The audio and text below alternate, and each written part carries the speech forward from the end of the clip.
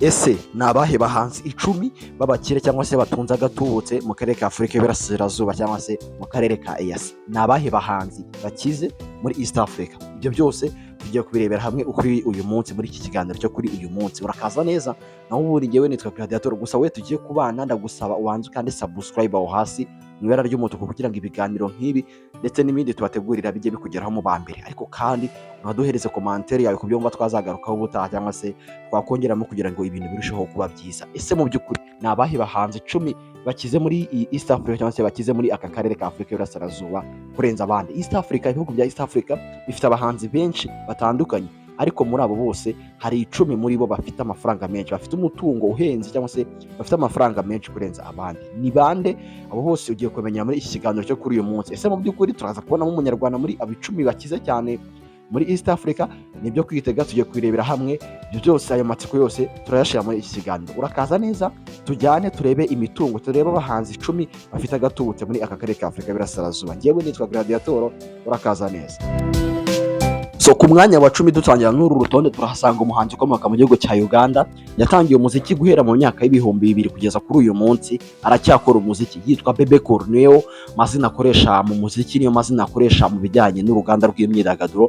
Bebe Cool akaba ari umuhanzi ukomoka mu gihugu cya Uganda wabonye izuba hari mu mwaka w'1977 nibwo Bebe Cool yavutse. Bebe Cool uyu munsi bikaba yuzuye ko afite imyaka 47 y'amavuko n'umugabo w'imyaka 47 y'amavuko. Bebe Cool umuziki we mu rugendo rwa muzika yakozemo indirimbo nyinshi kandi zose zabaye cyangwa se nyinshi muri zo zabaye successful. Ziri muri izo zabaye successful wavugamo yitwa Mambo Mingi, imwe mu ndirimbo yamenyekanye cyane.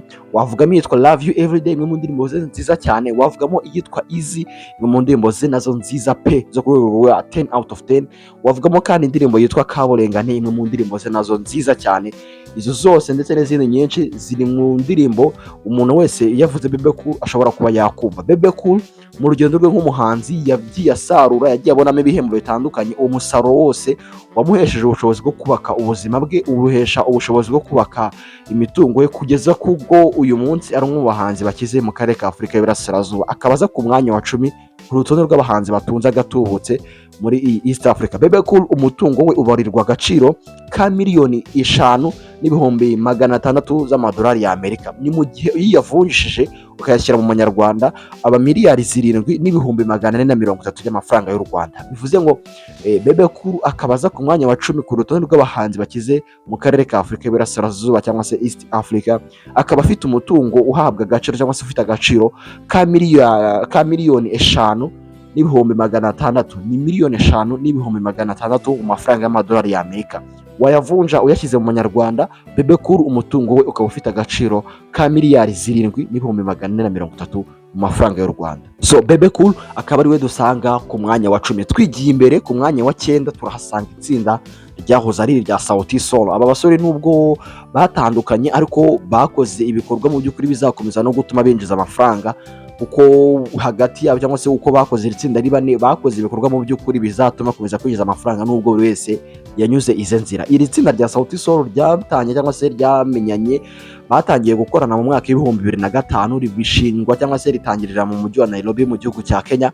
Ni itsinda by'umwihariko rigizwe n'abasore bane, barimo Bien-Aimé Baraza, barimo uwitwa Willis Chimano, bakaba barimo uwitwa Polycarp Otieno ndetse n'uwitwa Savara Mudigi. Ni itsinda rigizwe n'abasore bane nk'uko mumaje kurimenyera nk'uko mwarimenye mu ndirimbo zitandukanye, zirimo Susanna, zirimo Unconditional Love, zirimo Girl Next Door n'izindi ndirimbo nyinshi cyane wagiye bamenyamo aba basore. Iri tsinda rya Sauti Sol bahatanye mu bihembo byinshi bigiye bitandukanye, gusa ibizwi cyane cyangwa se bimwe mu bihembo bikuru bahatanyemo birimo nk'ibyitwa MTV Europe Music Award, ibihembo bya MTV bihabwa abahanzi bahize abandi ku mugabane w'i Burayi, ariko hakazamo n'ibyiciro byihariye. Aba rero bari mu cyiciro cyihariye cy'abahanzi by'umwihariko beza bo ku mugabane wa Afurika cyangwa se Best African Act mu mwaka w'2014. Aba basore nubwo batabashije gutwara icyo gihembo, ariko by'umwihariko iyi nomination yonyine, iyo ubonye nomination mu bihembo nk'ibi bya MTV Europe Music Award, ubu uri umuhanzi ku rwego rwo hejuru, ibikorwa byawe by'umuziki biba biri ku rwego ruhambaye. Aba basore rero bakoranye n'abahanzi bagiye batandukanye, indirimbo zigiye zitandukanye, bakoranye n'uwitwa Tiwa Savage, bakorana na Alikiba, bakorana na Burna Boy, bakorana na India Ari n'abandi bahanzi benshi cyane. Mu by'ukuri uvuze ko ari rimwe mu matsinda yazamuye ibendera ry'umuziki ku rwego rwa East Africa, ariko bakawushyira ku rwego rw'isi, ntabwo wawubeshye. East Africa yamenyekanye by'umwihariko biciye mu bahanzi batandukanye, ariko n'iri tsinda rya Sauti Sol ryabigizemo uruhare rukomeye cyane. Iri tsinda rero rya Sauti Sol bakoranye n'abahanzi cyangwa se bakoranye n'amakampani agiye atandukanye mu kuyamamariza. Muri ayo makampani bavugamo nk'itwa Safaricom, bakoranye na Coca-Cola n'izindi brand zigiye zitandukanye mu rwego rwo kubamamariza. Iri tsinda rero umutungo wabo ukaba ubarirwa agaciro ka miliyoni 5,800,000 by'amadolari y'Amerika. Ni uko gaciro ku mutungo wabo. Aba basore bimwe mu mitungo bafite cyangwa se bimwe mu bikorwa bafite bibinjiriza amafaranga nubwo batandukanye, birimo nk'inzu ifasha abahanzi bakizamuka cyangwa se babakiri upcoming baba underground. Bafite kandi shop cyangwa se iduka ricuruza imyenda by'umwihariko yibanda ku muco gakondo wa Afurika. Ibyo byose ni amafaranga yinjira akagabanwa cyangwa se agatangwa n'aba basore uko ari bane, bakayagabana uko ari hagati yabo. Aba basore rero umutungo wabo nk'uko nabigarukagaho ni miliyoni 5,800,000 by'amadolari y'Amerika. Ni mu gihe iyo yashyize mu manyarwanda cyangwa se uyavunjije mu manyarwanda aba miliyari 7,696 by'amafaranga y'u Rwanda. Niyo mafaranga aba basore, niwo mutungo, niko gaciro k'umutungo wabo, akaba ari miliyari 7,696 mu mafaranga y'u Rwanda. Gusa mu madolari akaba ari miliyoni 5,800,000 by'amadolari y'Amerika. Sauti Sol akaba ari bo bahanzi baza ku mwanya wa 9 ku rutonde rw'abahanzi 10 bakize mu karere ka Afurika y'Iburasirazuba cyangwa se mu karere ka EAC. Twikomereze ku mwanya wa 8. Ku mwanya wa 8 turahasanga umuhanzi witwa Rajab Abdul, ariko abenshi mu muziki bamuzi nka Harmonize. Ni umwe mu bahanzi bakomeye cyane ukomoka mu gihugu cya Tanzania, ariko yamenyekanishije umuziki wa Afurika y'Iburasirazuba bitari muri East Africa cyangwa Tanzania gusa, ahubwo no ku ruhando mpuzamahanga. Uyu Harmonize yavutse mu mwaka wa 1994 nibwo yavutse Harmonize. Uyu munsi akaba ari umugabo w'imyaka 30 y'amavuko. Mu by'ukuri rero uyu Harmonize abenshi bamumenye mu mwaka w'ibihumbi 2016 ubwo yakoranaga indirimbo na Diamond Platnumz, indirimbo bise Bado, yasohotse mu kwezi kwa kabiri k'umwaka w'ibihumbi 2016. Gusa uyu musore yatangiye umuziki mu myaka y'ibihumbi 2010, aho hari n'akavideo kajya gasirikira cyane ubwo ari mu marushanwa ya Bongo Star Search cyangwa se muri ya marushanwa yo gushaka umunyempano urusha abandi by'umwihariko mu gihugu cya Tanzania mu muziki. Hari mu mwaka w'ibihumbi 2010 ubwo yaririmbaga indirimbo Malaika ya Miriam Makeba. Ubona ko abajaji ntibabyishimiye, abenshi bamubwira ko rwose adashoboye, ariko nyuma yaho nyine yaje kuba umuhanzi ukomeye, ibintu byose binagenda neza cyane. Uyu Harmonize yatangiye umuziki mu mwaka w'ibihumbi 2010 gusa biza gukunda neza mu mwaka w'ibihumbi 2015 ubwo yasinyaga mu nzu ifasha abahanzi Diamond Platnumz, inzu ya Wasafi Label. Akaba ariyo nzu yasinye mu mwaka w'ibihumbi 2015. Mu bihumbi 2016 uwitwa Diamond amufasha gukora indirimbo yitwa Bado, bayikorana neza cyane mu ndirimbo nziza cyane aba basore bombi bahuriyemo, ikaba n'ikimenya bose, ifasha Harmonize kumenyekana. Nyuma yaho we na Diamond Platnumz baje kutumvikana, biza kurangira buri wese anyuze ize nzira. Mu mwaka w'ibihumbi 2019 Harmonize aracuka agenda ajya kwikorana cyangwa se ajya gukora umuziki ku giti cye. Uyu Harmonize yakoze indirimbo nyinshi zitandukanye, zirimo izo yakoreye muri Wasafi zirimo nka Kwangwaru, akora iyitwa Bado nagarukagaho. Gusa nawe ku giti cye cyangwa se nyuma yuko atangiye umuziki noneho ku giti cye yimenya, yakoze izindi ndirimbo nazo zamenyekanye. Muri izo wavugamo nk'itwa Uno, akora iyitwa Never Give Up, akora iyitwa Single Again nayo yamumenyekanishije cyane, n'izindi ndirimbo nyinshi zitandukanye nk'iyitwa Darau aheruka gukora muri uyu mwaka w'ibihumbi 2024 mu kwezi kwa gatatu niba ntibeshye. Harmonize kuva mu mwaka w'ibihumbi 2015 yakwinjira mu muziki neza, ntabwo arasubira inyuma. Imyaka igiye kuza ari 10, ari umwe mu bahanzi bakomeye aka karere ka Afurika y'Iburasirazuba gafite. Ariko se Harmonize aza kuri urutonde ku mwanya wa 8 afite ayahe mafaranga? So Harmonize aza kuri uru rutonde bitewe nuko umutungo we ufite cyangwa se ubarirwa agaciro ka miliyoni 5 cyangwa se miliyoni 5,900,000 y'amadolari y'Amerika. Niko gaciro k'umutungo we wose muri rusange. Ni mu gihe iyo yashyize mu manyarwanda aba miliyari 7,829. Niyo mafaranga cyangwa se niko gaciro k'umutungo wa Harmonize muri rusange. Akaba afite umutungo ubarirwa agaciro ka miliyoni 5 z'amadolari y'Amerika n'ibihumbi 900. ni mu gihe iyo yavunjishije mu manyarwanda aba miliyari 7,829, akaba ariwe muhanzi dusanga ku mwanya wa 8 ku rutonde rw'abahanzi bakize cyangwa se batunze agatubutse muri East Africa cyangwa se mu karere ka Afurika y'Iburasirazuba. Reka tuve kuri Harmonize Konde Boy dukomereze ku mwanya wa 7. Ku mwanya wa 7 turasanga witwa Jaguar. Uyu ni umwe mu bahanzi bakomeye banazwi bafite amazina aremereye mu gihugu cya Kenya. Jaguar yavutse mu mwaka wa 1985 nibwo yabonye izuba. Uyu munsi akaba ari umugabo w'imyaka 39 y'amavuko. Jaguar yamenyekanye mu ndirimbo zitandukanye bitewe nuko yakoze amahiti pe. Ni umwe mu bahanzi bakoze amahiti guhera mu mwaka w'ibihumbi 2000 atangira umuziki.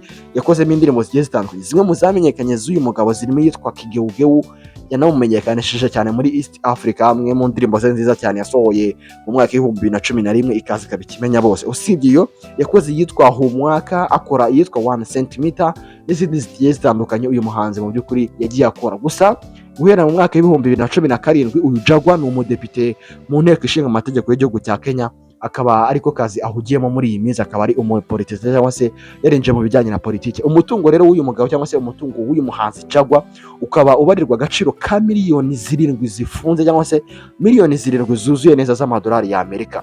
Ni mu gihe iyo yavunjishije mu manyarwanda ahita aba miliyari 9,288 niyo mafaranga cyangwa se niwo mutungo uyu mugabo witwa Jaguar afite mu madolari y'Amerika. Umutungo we ukaba ubarirwa agaciro ka miliyoni 7 z'amadolari y'Amerika, ni mu gihe mu manyarwanda ari miliyari 9,288. Jaguar akaba ari dusanga ku mwanya wa 7 mu bahanzi batunze agatubutse cyangwa se bafite umutungo, bafite amafaranga menshi mu karere ka Afurika y'Iburasirazuba. Reka twikomereze ku mwanya wa 6. Ku mwanya wa 6 turahasanga umuhanzi wo mu gihugu cya Tanzania wubatse izina kuva mu mwaka w'ibihumbi 2000 kugeza kuri uyu munsi. Ni umwe mu bahanzi bakomeye cyane yitwa Kiba, akaba aza ku mwanya wa 6 ku rutonde rw'abahanzi bakize cyangwa se bafite umutungo uhenze, bafite amafaranga menshi mu karere ka Afurika y'Iburasirazuba cyangwa se mu karere ka EAC. Kiba icyo bamenye nuko yavutse mu mwaka w'1986 nibwo yavutse cyangwa se nibwo yabonye izuba. Uyu mugabo uyu munsi akaba afite imyaka 38 y'amavuko, niyo myaka Kiba afite. Uyu mugabo yakoze hit nyinshi, yakoze indirimbo nyinshi cyane, muri izo bavugamo nk'itwa Mwana, akoze iyitwa Aje, akora iyitwa Sedasmi, akora iyitwa Chekera n'izindi ndirimbo nyinshi cyane uyu mugabo yagiye akora. Uyu mugabo usibye umuziki kandi yakoze ukanamuhira, afite ibindi bikorwa bimwinjiriza amafaranga buri munsi. Muri ibyo bikorwa harimo inzu ifasha abahanzi, afite kandi amazu y'amapartema akodesha, afite kandi radio ye bwite n'izindi cyangwa se n'ibindi bikorwa bigiye bitandukanye bikomeza kumuhereza amafaranga, bigakomeza gutuma aba umwe mu bantu bafite amafaranga cyangwa se umwe mu bahanzi batunze agatubutse. Uyu Kiba rero umutungo we ukaba ubarirwa agaciro ka miliyoni 7,200 by'amadolari y'Amerika. Iyo yavunjishije mu manyarwanda akaba ari miliyari 9,554 by'amafaranga y'u Rwanda. Niwo mutungo cyangwa se niko gaciro k'umutungo wa Kiba kugeza kuri uyu munsi. Akaba umutungo we ubarirwa agaciro ka miliyari 9 cyangwa se miliyari 9,554 mu mafaranga y'u Rwanda. Wayashyira mu madolari y'Amerika akaba ari miliyoni 8 wayashyira mu madolari y'Amerika akaba ari miliyoni 7,200 mu madolari y'Amerika. Kiba akaba ariwe dusanga ku mwanya wa 6 ku rutonde rw'abahanzi bafite agatubutse cyangwa se abahanzi bakize mu karere ka Afurika y'Iburasirazuba. Reka twikomereze noneho ku mwanya wa 5. Ku mwanya wa 5 turahasanga uwitwa Professor J. Mu by'ukuri yuvuze hip hop y'akarere ka Afurika y'Iburasirazuba cyangwa se yuvuze hip hop y'akarere ka EAC, utavuzemo izina Professor J waba wigishije nkana. Utavuzemo izina Professor J bishobora kuba ushobora kuba wenda waba udafite ubumenyi ku bijyanye na hip hop y'akarere ka Afurika y'Iburasirazuba. Uyu ni izina, ni igishyitsi kiremereye cyane mu bijyanye na hip hop yo muri aka karere ka Afurika y'Iburasirazuba. Professor J yavutse mu mwaka w'1975 nibwo yabonye izuba. Uyu munsi ni umugabo w'imyaka 49 y'amavuko. Professor J ni umwe mu baraperi bakomeye cyane akarere ka Afurika y'Iburasirazuba kagize. Uyu mugabo hip hop ye akaba ari namwe muri hip hop cyangwa se ari umwe mu bahanzi bakoze hip hop ariko iri influence cyangwa se ya hip hop ishobora guhindura imibereho ya benshi, igatuma bagira ibitekerezo bitandukanye cyangwa se bakora ibikorwa bitandukanye. Uyu mugabo indirimbo ze zagarukaga ku mibereho y'abaturage muri rusange cyangwa se ubuzima bwacu muri rusange. Ibyo byose bigatuma hari influence uyu mugabo yagezeho ku rwego rwo hejuru. Uyu mugabo yamenyekanye mu ndirimbo cyangwa se mu mahita agiye harimo nk'iyitwa Hapo Sawa, imwe mu ndirimbo ze nziza cyane. Yakoze iyitwa Sivyo Ndivyo ari kumwe na Jose Camille Chameleone, akora iyitwa Gikosi ari kumwe na Rafiki Choga Star, akora iyitwa Starehe ari kumwe na Feruzi, imwe mu ndirimbo ze nziza cyane anavugamo amagambo akomeye cyane avuga ngo mukunda kwinezeza ariko ibiza mu kwinezeza si byiza, cyangwa se ibikurikira kwinezeza ntabwo biba ari byiza. Ni imwe mu ndirimbo zakozwe mu by'umwihariko zikangurira urubyiruko n'abakiri batoya kwirinda ibijyanye n'ubusambanyi no kubyirundumuriramo cyane, bitewe n'uko ubusambanyi bubakurira cyangwa se bubaviramo ibyago byinshi birimo kwandura indwara zidakira, zirimo agakoko gatera sida, zirimo ibyago byo kuba basama ku bana b'abakobwa n'ibindi byago bitandukanye.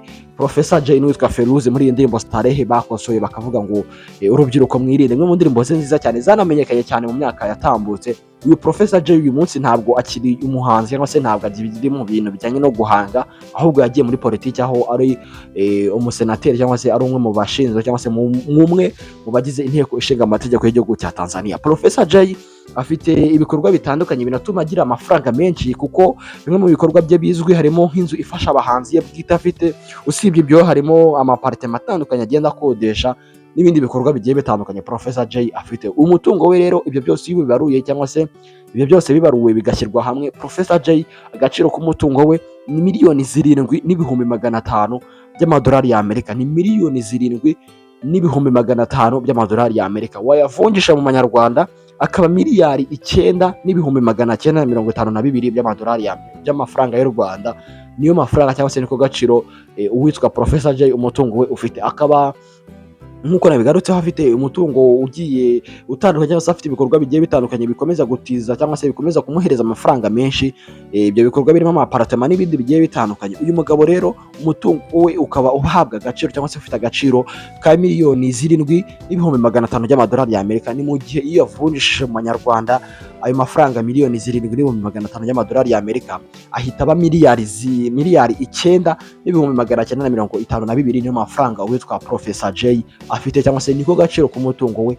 Mu mutungo we cyangwa se ibijyanye n'umutungo we iyo yashyize mu manyarwanda ufite agaciro ka miliyari 9,552 cyangwa se 9,952. Professor Jay mu by'ukuri ni umuhanzi agaragaza ko yarakoze kandi afite n'amafaranga menshi. Reka twivire kuri Professor Jay ku mwanya wa 5, aho umutungo we warerwa agaciro ka miliyoni 7,500 by'amadolari y'Amerika, wayashyira mu manyarwanda akaba miliyari 9,952. Twikomereze ku mwanya wa 4. Ese ku mwanya wa 4 turahasanga nde? So nidukomeza ku mwanya wa 4 turahasanga umuhanzikazi, akaba ari nawe muhanzikazi rukumbi uza kuri urutonde rw'abahanzi bakize 10 muri aka karere ka Afurika y'Iburasirazuba cyangwa se mu karere ka EAC. Uwo nta wundi yitwa Akote, ni umuhanzi wo mu gihugu cya Kenya. Akote Kenya niyo mazina akunda gukoresha cyane mu bijyanye n'uruganda rwe rwa muzika. Uyu ni umuhanzikazi wavutse mu mwaka w'1980 nibwo uyu muhanzikazi yabonye izuba. Bivuze ngo uyu munsi ni umutegarugori, ni umubyeyi w'imyaka 44 y'amavuko. Niyo myaka cyangwa se niyo myaka uyu mubyeyi Akote afite. Uyu mubyeyi yatangiye umuziki mu myaka y'ibihumbi 2000 nibwo yatangiye ibijyanye na muzika.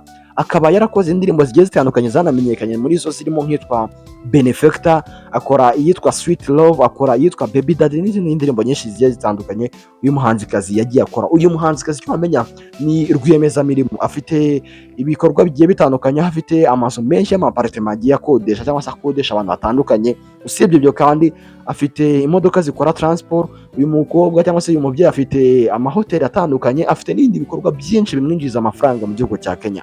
Uyu muhanzikazi akabaza ku mwanya wa 4 ku rutonde rw'abahanzi bakize mu karere ka Afurika y'Iburasirazuba cyangwa se mu karere ka EAC. Uyu Akote Kenya akaba afite umutungo ubarirwa agaciro ka miliyoni 7,500 by'amadolari y'Amerika. Ni mu gihe mu mafaranga y'u Rwanda iyo yavunjishije ayo mafaranga miliyoni 7,500 ahita aba miliyari 10 zuzuye neza, cyangwa se miliyari 10 zifunze mu mafaranga y'u Rwanda. Bivuga ngo uyu witwa Akote Kenya cyangwa se uyu muhanzikazi Akote ukomoka mu gihugu cya Kenya, umutungo we ufite agaciro ka miliyari 10 zuzuye neza mu mafaranga y'u Rwanda. Ni mu gihe mu mafaranga y'amadolari y'Amerika ari miliyoni 7,500 by'amadolari y'Amerika. Akote akaba ari we uza ku mwanya wa kane ku rutonde rw'abahanzi bafite agatubutse cyangwa se bafite umutungo uhenze mu karere ka Afurika y'Iburasirazuba. Reka twikomereze ku mwanya wa gatatu, turahasanga umunyabigwi mu muziki wa Uganda ndetse n'akarere ka Afurika y'Iburasirazuba muri rusange, yitwa Dr Joseph Chameleone, niyo mazina akoresha mu muziki, ariko amazina ye bwite ni Mayanja Joseph cyangwa se Joseph Mayanja, niyo mazina ye bwite cyangwa se niyo mazina yiswe n'ababyeyi. Uyu muhanzi yabonye izuba mu mwaka w'igihumbi magana cyenda mirongo irindwi n'icyenda nibwo Joseph Chameleone yavutse, akaba uyu munsi afite imyaka 45 y'amavuko, niyo myaka Dr Joseph Chameleone afite. Ikindi wamenya nuko yatangiye kumenyekana mu myaka y'ibihumbi 2000 kugeza kuri uyu munsi. Izina rye, indirimbo ze nta wabishidikanyaho, ni umwe mu bahanzi bakomeye cyane aka karere ka Afurika y'Iburasirazuba ndetse n'igihugu cya Uganda muri rusange byaba byarigeze kugira. Uyu muhanzi yakoze amahit atandukanye, muri ayo mahit wavugamo nk'itwa Shida za Dunia, imwe mu ndirimbo ze zamenyekanye cyane, wavugamo nk'itwa Efugabi, wavugamo nk'indirimbo yitwa Bayuda, wavugamo Ware Ware, wavugamo Varu Varu, wavuga Badirisha, n'izindi ndirimbo nyinshi cyane zirimo za Champion n'izindi ndirimbo zigiye zitandukanye. Dr Joseph Chameleone rero afite ibikorwa bigiye bitandukanye bimwinjiriza amafaranga, usibye umuziki cyangwa se usibye ibijyanye n'ubuhanzi. Uyu Dr Joseph Chameleone afite n'ibindi bikorwa bimwinjiriza amafaranga. Ibyo bikorwa birimo nk'inzu ifasha abahanzi cyangwa se inzu ifasha abahanzi bakizamuka n'ibindi bitandukanye. Uyu mugabo kandi afite ibikorwa byinshi birimo amapartema akodesha abantu bagaturamo cyangwa se inzu zo guturamo z'amapartema. Uyu mugabo afite n'ibindi bikorwa bitandukanye byanamwemera cyangwa se byanamuhaye ubushobozi bwo kuba yakiyamamaza, byo kuba yajya mu bijyanye na politike nubwo atabashije gutorwa ngo abe meya cyangwa se abe umuyobozi w'umujyi wa Kampala. Uyu mugabo umutungo we rero ukaba ufite agaciro ka miliyoni 8 zuzuye neza z'amadolari y'Amerika, ni mu gihe mu mafaranga y'u Rwanda ari miliyari 10,615 niyo mafaranga cyangwa se niko gaciro k'umutungo we. Dr Joseph Chameleone akaba aza ku mwanya wa gatatu mu rutonde rw'abahanzi bakize muri East Africa, aho umutungo we ubarerwa agaciro ka miliyoni cyangwa se mu madolari y'Amerika akaba ari miliyoni 8 z'amadolari y'Amerika, wayashyira mu manyarwanda akaba miliyari 10,615 mu mafaranga y'u Rwanda. Dr Joseph Chameleone akaba ari we dusanga ku mwanya wa gatatu, aho umutungo we ubarirwa agaciro ka miliyari 10,615 mu mafaranga y'u Rwanda. Reka twikomereze ku mwanya wa kabiri, turahasanga Kizigenza cyangwa se umwe mu bahanzi baremereye cyane aka karere ka Afurika y'Iburasirazuba kagize, kazanahora karirimba. Ibikorwa bye mu by'ukuri biragoye ko hari umuhanzi uzaza ngo abisibe amurushe nk'uko akora uyu munsi, biragoye cyane, tuzategereza imyaka myinshi cyane.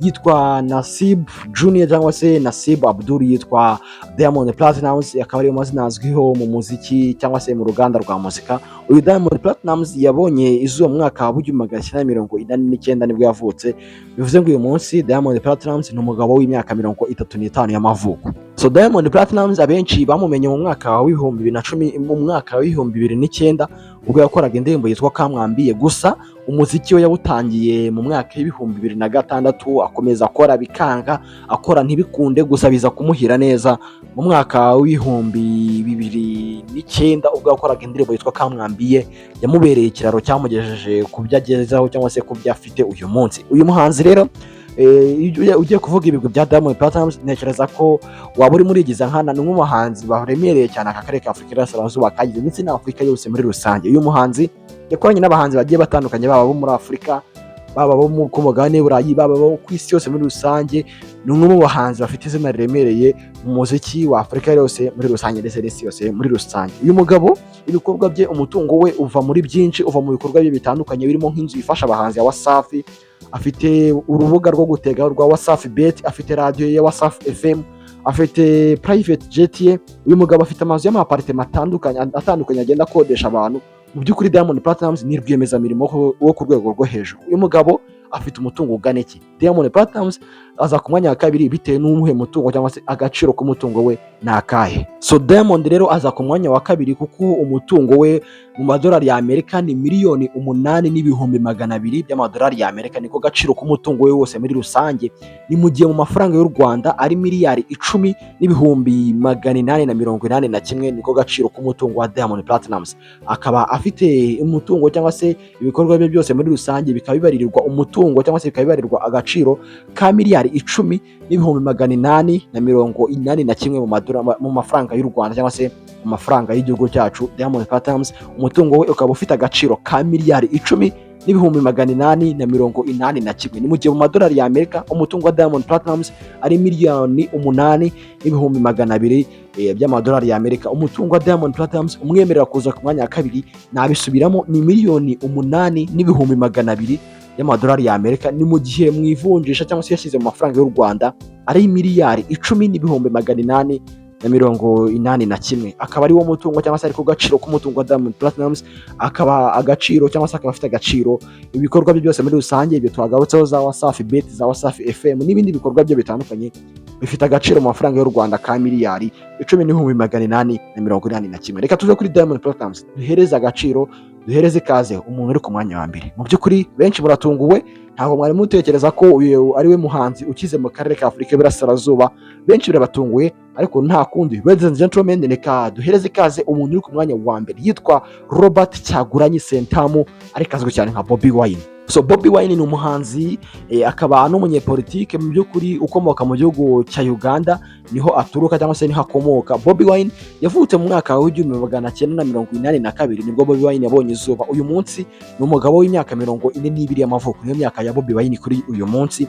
Uyu mugabo yatangiye kumenyekana mu mwaka wa 2000, nibwo yatangiye ibijyanye na muzika cyangwa se izina rye nibwo ryatangiye kumenyekana mu muziki w'akarere ka Afurika y'Iburasirazuba. Uyu mugabo yakoze hits zitandukanye zirimo nk'itwa Mama Mbere ari kumwe na Juliana Kanyamozi, akora iyitwa Kiwane ndetse n'izindi ndirimbo zigiye zitandukanye. Kuri uyu munsi ibyo asa nk'uwabishyize ku ruhande, yinjiye mu bijyanye na politike, ndetse mu mwaka wa 2021 yiyamamaje mu matora y'umukuru w'igihugu cya Uganda, nubwo ataje kuyatsinda. Gusa ni umumanyapolitiki bakomeye kandi bafite izina riremereye cyane mu gihugu cya Uganda. Twakuze twumva abantu nka Dr. Colonel Kiza Besigye, ariko kuri uyu munsi hagezweho uwitwa Bobi Kyagulanyi Robert Ssentamu Bobi Wine. Akaba ari we muyobozi cyangwa se ari we munyepolitike mu by'ukuri ufite izina riremereye cyane mu gihugu cya Uganda, utavuga rumwe n'ubutegetsi buriho cyangwa se utavuga rumwe n'ubutegetsi bwa Yoweri Kaguta Museveni. Uyu Bobi Wine rero ibikorwa bye bitandukanye bituma agira amafaranga menshi, bituma agira umutungo uhenze. Uyu mugabo usibye ko ari umunyepolitike, akaba yaranamenyekanye ndetse ari n'umuhanzi. Uyu mugabo afite ibikorwa bitandukanye birimo inzu ifasha abahanzi. Usibye ibyo kandi, Bobi Wine afite amashopu atandukanye mu gihugu cya Uganda, afite ama business menshi mu gihugu cya Uganda, afite ama apartment akodesha yo guturamo. Mu by'ukuri umutungo we ufite byinshi ushamikiyeho bitari umuziki gusa. Uyu Bobi Wine rero ibyo bikorwa byose ubiteranyije cyangwa se ubishyize hamwe bikaba bifite agaciro ka miliyoni 9 zuzuye neza cyangwa se zifunze z'amadolari y'Amerika. Miliyoni 9, ladies and gentlemen. Miliyoni 9 z'amadolari y'Amerika niko gaciro k'umutungo wa Bobi Wine. Ni mu gihe mu mafaranga y'u Rwanda Bobi Wine umutungo ufite agaciro ka miliyari 11 n'ibihumbi 942 mu mafaranga y'u Rwanda. Bikaba ariko gaciro k'ibikorwa byose by'uwitwa Robert Kyagulanyi Ssentamu Bobi Wine. Akaba ari umuhanzi wa mbere utunze amafaranga menshi, cyangwa se akaba ari umuhanzi wa mbere ukize muri aka karere ka Afurika y'Iburasirazuba, aho umutungo we ubarirwa agaciro ka miliyoni 9 z'amadolari y'Amerika, ndetse mu manyarwanda bayashyiramo bikaba ari miliyari 11 n'ibihumbi 942. Niko gaciro niwo mutungo witwa Robert Kyagulanyi Ssentamu Bobi Wine. Akaba ari we wicaye ku mwanya wa mbere, akaba afite ikamba ry'umuhanzi wa mbere ukize mu karere ka Afurika y'Iburasirazuba, aho umutungo we ubarirwa agaciro ka miliyoni 9 z'amadolari y'Amerika, mu gihe mu mafaranga y'u Rwanda ari miliyari 11 cyangwa se ari miliyari 11 n'ibihumbi 942. Robert Kyagulanyi Ssentamu akaba rero dusanga ku mwanya wa mbere ku rutonde rw'abahanzi 10 bakize mu karere ka EAC cyangwa se mu karere ka Afurika y'Iburasirazuba. Ese mu by'ukuri uru rutonde uremeranya narwo? Ese mu by'ukuri uru rutonde ninde muhanzi ugutunguye? Ese mu by'ukuri uru rutonde uratekereza ko twagakwiye kuba twabonyeho umunyarwanda? Ibyo byose urabidusangiza muri comment, uduhereze igitekerezo cyawe uko wabyumvise, uko wumvise iyi top 10. Nyemerera njye ngushimire aho uherereye hari hose udukurikiranye, haba mu Rwanda ndetse no hanze yarwo. Imana ikomeze kugufasha ibyo ukora byose, gahunda zawe zose zigende neza cyane. Naho ngewe ni Gladiator, munyemerere tuzahure muri content